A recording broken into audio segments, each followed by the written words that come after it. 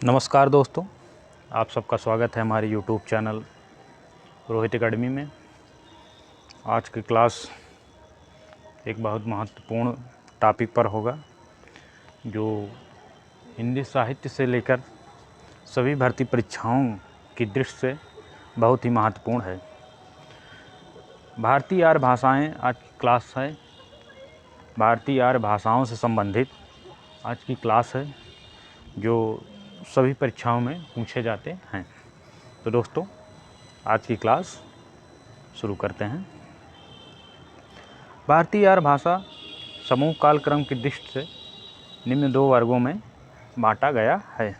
जो भारतीय भाषा आर्य भाषा है, इसे दो वर्गों में दोस्तों बांटा गया है। पहला, प्राचीन भारतीय आर्य भाषा। पहला जो भाषा है दोस्तों, प्राचीन भारतीय आर्य भाषा। जो दोस्तों प्राचीन भारतीय आर्य भाषा है, जो इसका समय काल है वो 2000 ईस्वी ईसा पूर्व से लेकर 500 ईस्वी ईसा पूर्व तक है। जो प्राचीन भारतीय आर्य भाषा है दोस्तों, वो 2000 ईसा पूर्व से लेकर 500 ईसा पूर्व तक है। इसका समय काल जो है 2000 ईसा पूर्व से लेकर 500 ईसा पूर्व तक है। 2000 ईसा पूर्व से लेकर 500 ईसा पूर्व तक है।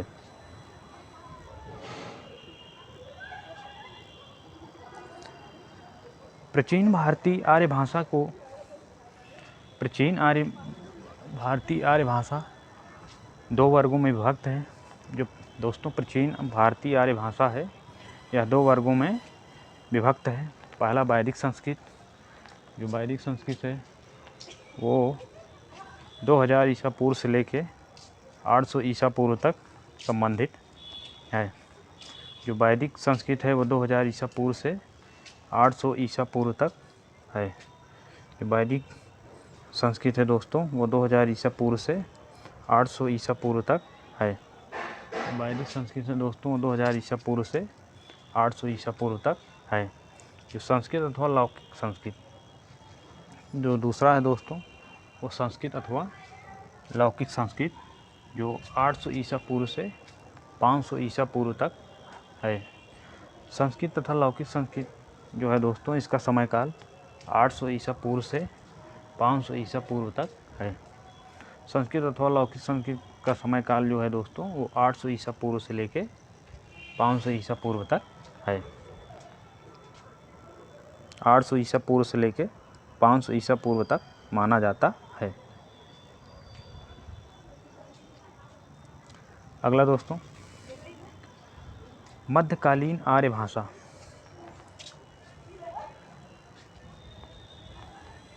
जो अगला है दोस्तों, मध्यकालीन आर्य भाषा। जो अगला टॉपिक है दोस्तों, मध्यकालीन आर्य भाषा, जो 500 ईसा पूर्व से 1000 ईसा पूर्व तक है।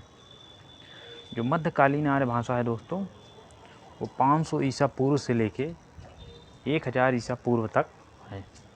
मध्यकालीन आर्य भाषा का जो समय है दोस्तों, 500 ईसा पूर्व से लेके 1000 ईसा पूर्व तक है। मध्यकालीन आर्य भाषा का जो समय है दोस्तों, 500 ईसा पूर्व से लेके 1000 ईसा पूर्व तक है। इसमें जो पहला है पाली। जो पहला है पाली, प्रथम प्राकृत। पाली को ही प्रथम प्राकृत भी कहा जाता है। जो मध्यकालीन आर्य भाषा में आता है दोस्तों, इसमें प्रथम जो है पाली, प्रथम प्राकृत भी कहा जाता है, जो 500 ईसा पूर्व से 1 ईस्वी तक आता है। पाली का जो समय है दोस्तों,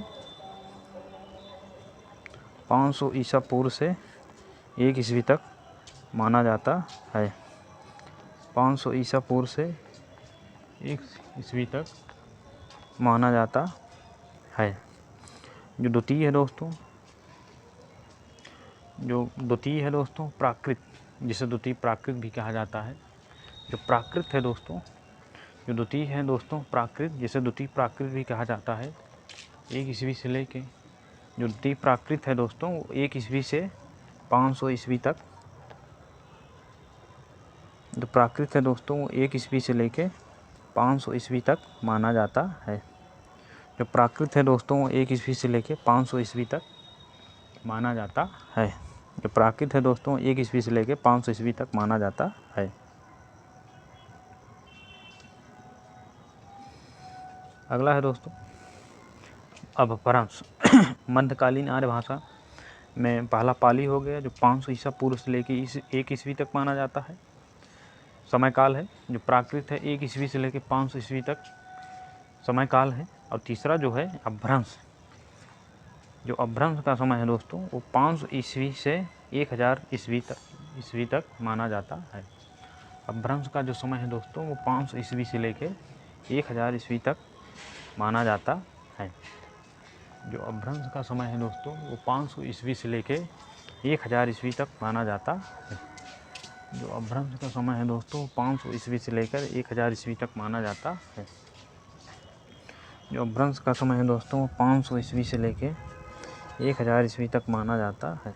500 ईस्वी से लेकर 1000 ईस्वी तक माना जाता है। तीसरा है दोस्तों आधुनिक भारतीय आर्य भाषा। जो अगला टॉपिक है दोस्तों आधुनिक भारतीय आर्य भाषा। जो तीसरा टॉपिक है दोस्तों आधुनिक भारतीय आर्य भाषा जो 1000 ईस्वी से अब तक माना जाता है। जो तीसरा टॉपिक दोस्तों आधुनिक भारतीय आर्य भाषा। आधुनिक भारतीय आर्य भाषा। जो तीसरा टॉपिक दोस्तों आधुनिक भारतीय आर्य भाषा जो 1000 ईस्वी से अब तक माना जाता है। इसमें प्राचीन भारतीय आर्य भाषा, प्राचीन भारतीय आर्य भाषा जिसमें है जो इसमें पहला है आधुनिक भारतीय आर्य भाषा 1000 ईस्वी से अब तक माना जाता है। तो अगला जो टॉपिक है दोस्तों प्राचीन भारतीय आर्य भाषा। प्राचीन भारतीय आर्य भाषा। जो अगला टॉपिक है दोस्तों प्राचीन भारतीय आर्य भाषा।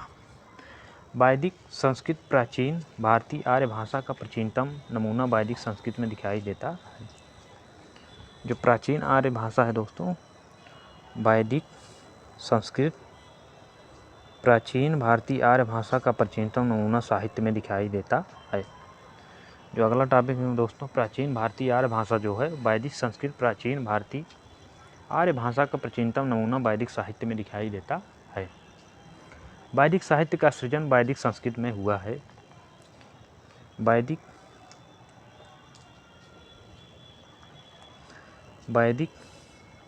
साहित्य का सृजन वैदिक संस्कृत में हुआ है। वैदिक साहित्य का सृजन वैदिक संस्कृत में हुआ है। वैदिक साहित्य का सृजन वैदिक संस्कृत में हुआ है। वैदिक संस्कृत में वैदिक संस्कृत में वैदिक संस्कृत में वैदिक छंदस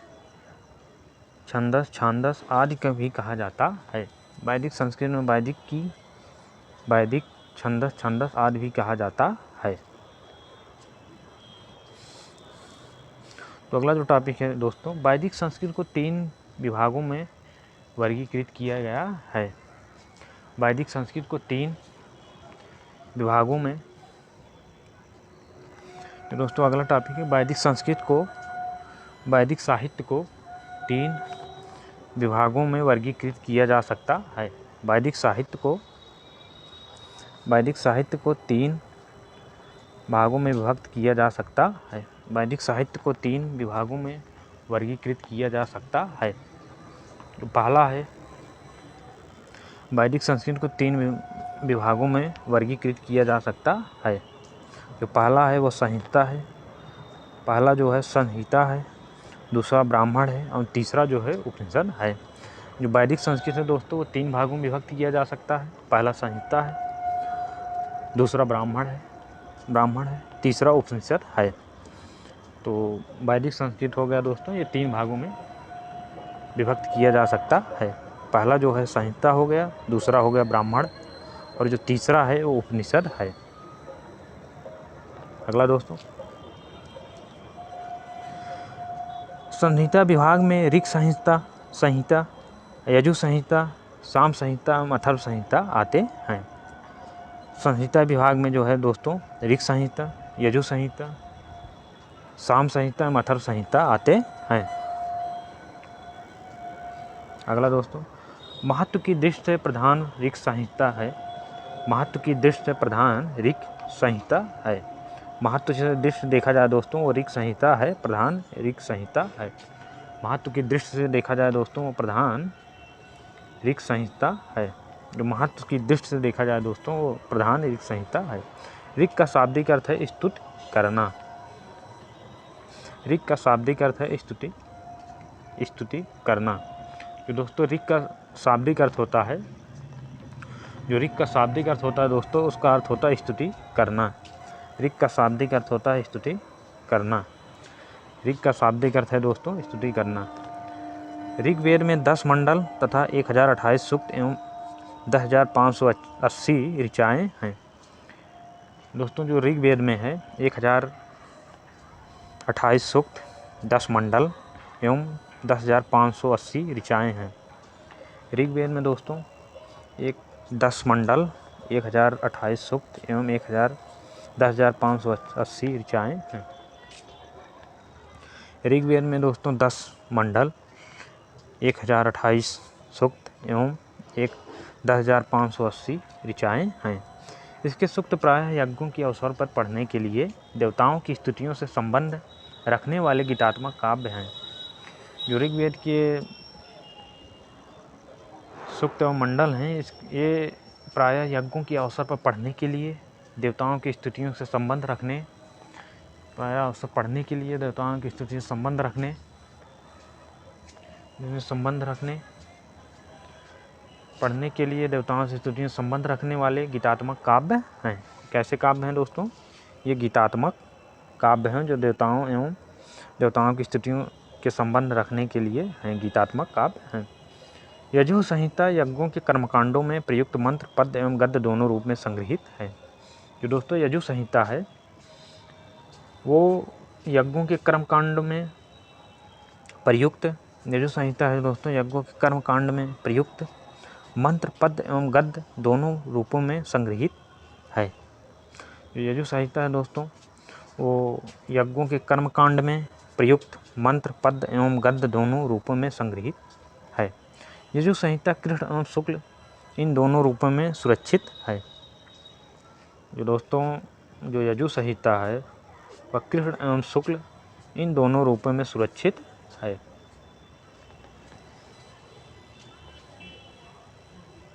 दोस्तों जो यजु संहिता है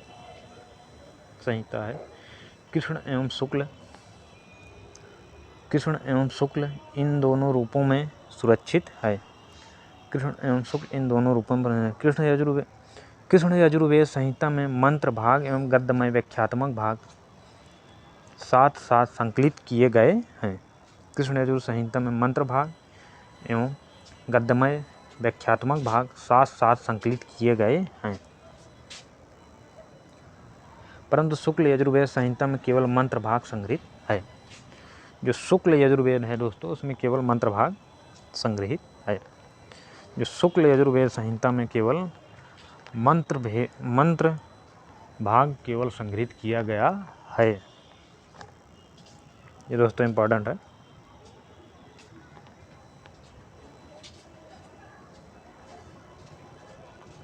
अगला दोस्तों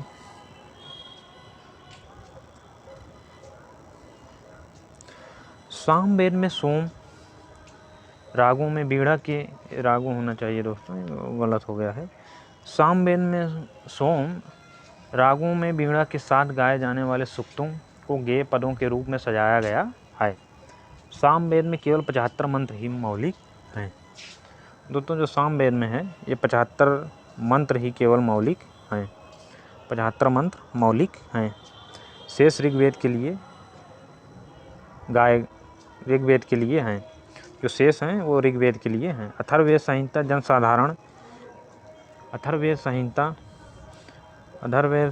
जनसाधारण में प्रचलित मंत्र, तंत्र, तोने, टोटकों का संकलन है। अथर्ववेद में जो है मंत्र, तंत्र, तोने, टोटकों का संकलन किया गया है दोस्तों। अथर्ववेद में जनसाधारण प्रचलित तंत्र, मंत्र और तोने, टोटके का संकलन है।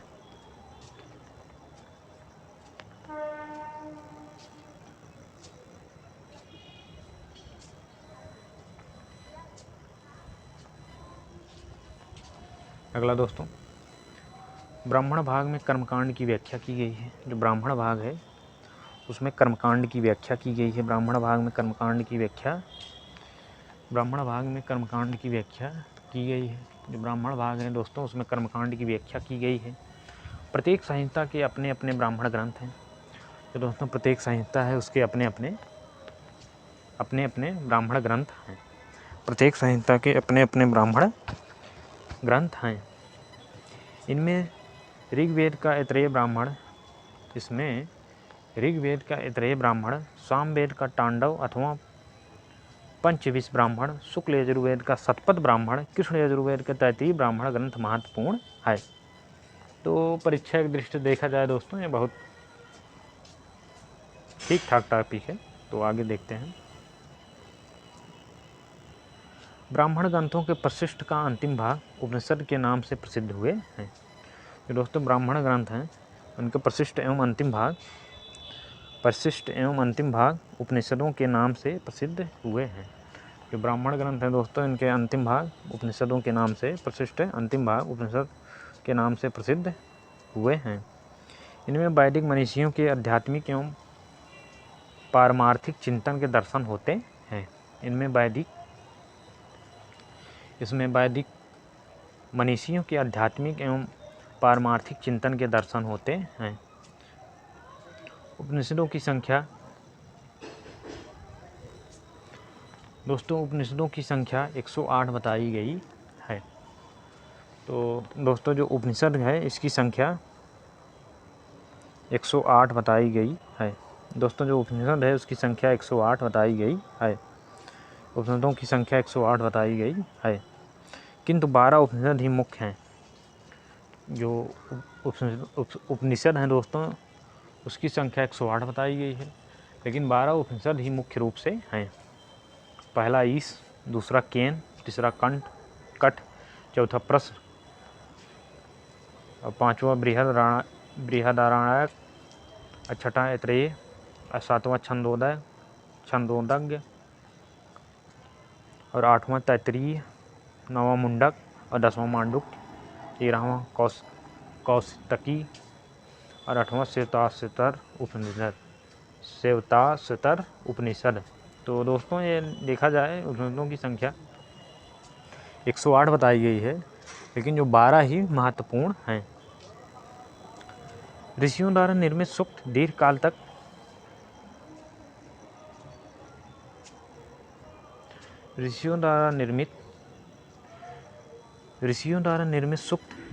तक श्रुत परंपरा में ऋषियों परिवारों में सुरक्षित रखे जाते रहे हैं।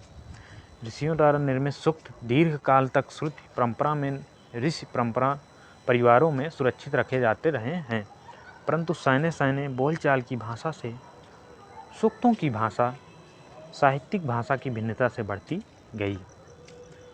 सूक्तों के प्राचीन रूप को सुरक्षित रखने के लिए संहिता के प्रत्येक पद को संधि रहित अवस्था में अलग अलग कर पद पाठ बनाया गया तथा पद पाठ में संहिता पाठ बनाने के नियम निर्दिष्ट किए गए हैं। इस प्रकार वेद की विभिन्न शाखाओं को प्रतिशाख्यों की रचना हुई है। दोस्तों जो अगला है,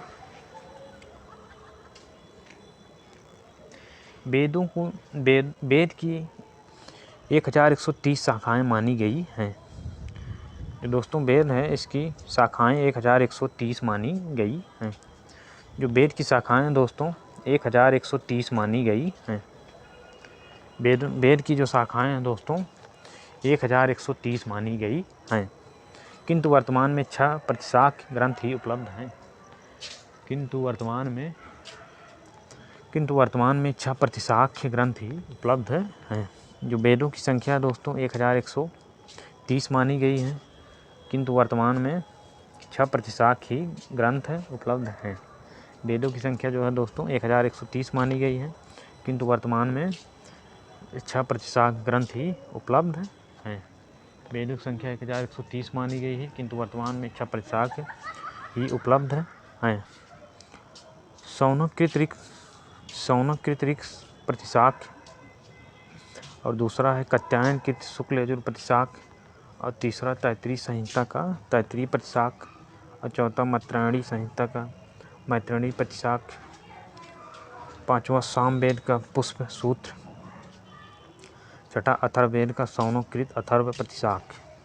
तो दोस्तों ये वेद की प्रतिशाख इच्छा है, इसके बारे में पूरा दिया गया है। तो अगला है जो टॉपिक,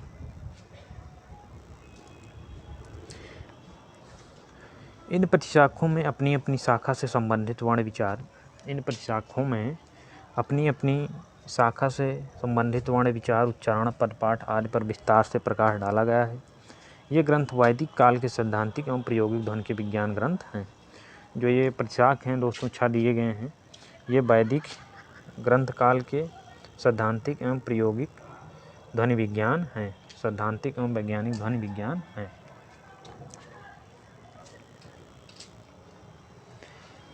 अगला जो है दोस्तों,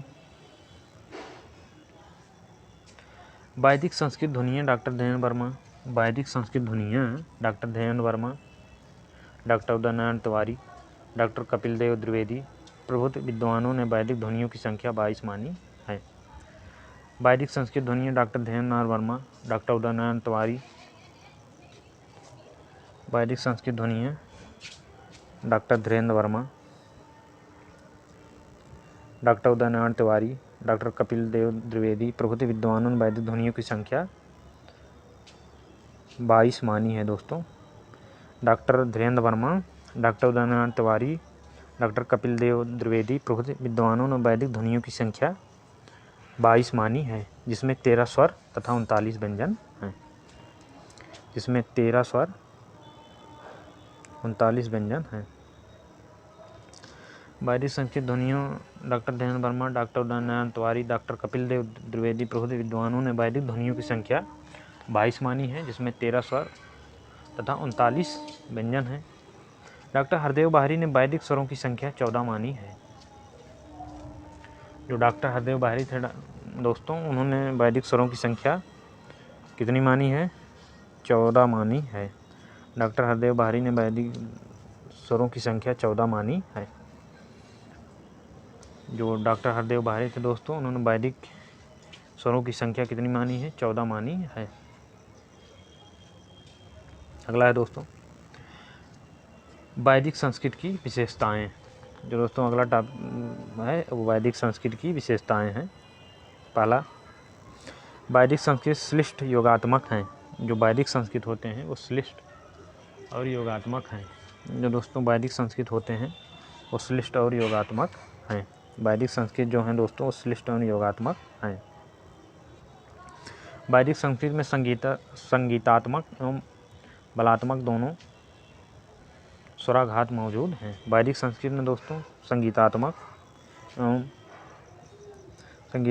एवं बलात्मक दोनों स्वराघात मौजूद हैं। वैदिक संस्कृत में दोस्तों संगीतात्मक एवं बलात्मक दोनों स्वराघात मौजूद हैं। वैदिक संस्कृत 3 लिंग है, पुल्लिंग, स्त्रीलिंग एवं नपुंसक लिंग। 3 वचन, एक वचन, द्विवचन एवं बहुवचन है। 3 वाच्य, कर्मवाच्य, भाववाच्य एवं 8 विभक्तियाँ कर्ता, संबोधन, कर्म, करण, संप्रदान, अपादान, संबंध, अधिकरण का प्रयोग होता है। तो दोस्तों वैदिक संस्कृत में 3 लिंग हैं, पुल्लिंग, स्त्रीलिंग और नपुंसक लिंग, तथा 3 वचन हैं, एक वचन, द्विवचन एवं बहुवचन, तथा 3 वाच्य हैं, कर्तृवाच्य, कर्मवाच्य एवं भाववाच्य एवं 8 विभक्तियाँ हैं, जो कर्ता, संबोधन, कर्म, करण, संप्रदान, अपादान, संबंध, अधिकरण का प्रयोग मिलता है। अगला दोस्तों, वैदिक संस्कृत में धातुओं के रूप आत्मनेय एवं परस्पर 2 पद चलते हैं। वैदिक संस्कृत में जो है दोस्तों वो धातुओं के रूप आत्मनेय एवं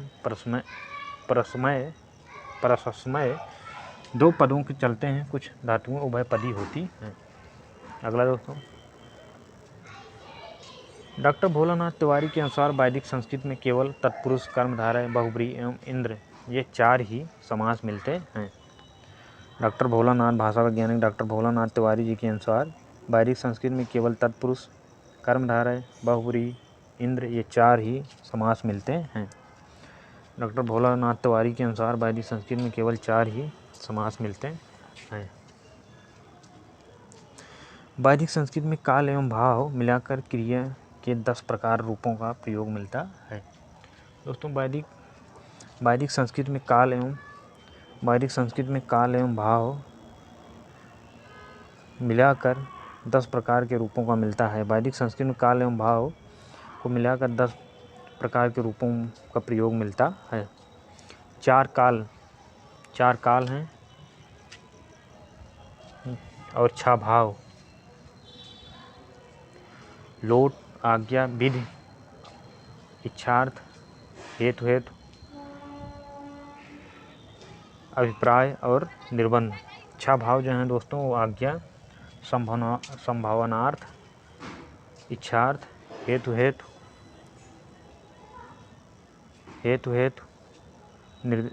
और जो 5वां है दोस्तों अभिप्राय, और 6ठा जो है निर्बंध है।